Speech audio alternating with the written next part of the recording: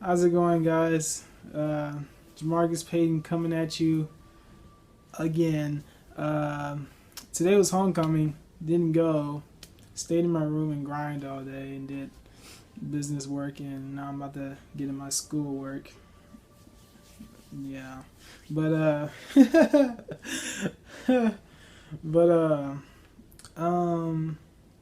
wanted to try to get you guys past the fear of failure, because if there's one thing I've learned is that, you know, your task, your pathway to whatever desire you want most in your life is not just a combination of all the successes you have so far. It's also a combination.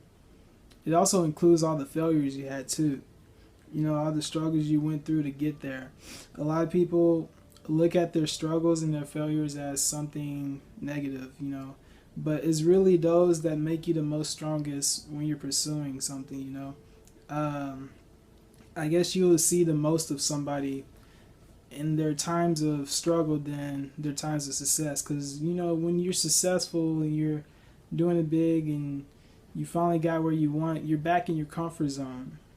When you finally get what you want, you're right back in your comfort zone. It may be a larger version of your comfort zone, but that's your new comfort zone. And so the longer somebody stays in success, I guess the less drive they begin to have over a long period of time, because they're satisfied, which is nothing wrong with that.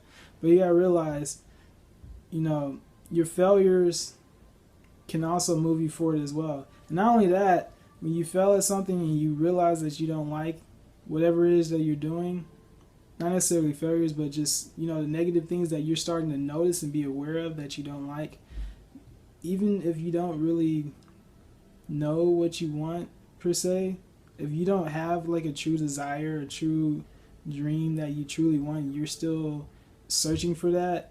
Sometimes knowing what you don't want is just as good of a start as knowing what you do want. Because if you really know what you don't want, you can start focusing your attention somewhere else. All right. So with that being said, don't be afraid to go outside the box and try new things and fail at certain things. That's a part of that's just something you got to get past, on your own personal pathway to whatever it is you're trying to do. Don't let failure stop you from moving forward, because at the same time, I guess failure is not a negative situation. Just because you failed at something doesn't mean it's negative. It's actually positive. It means you're moving forward and you're trying new things. So don't be afraid of that failure factor. Keep moving forward no matter what. And I will talk to you guys tomorrow. Thanks for watching. See you later.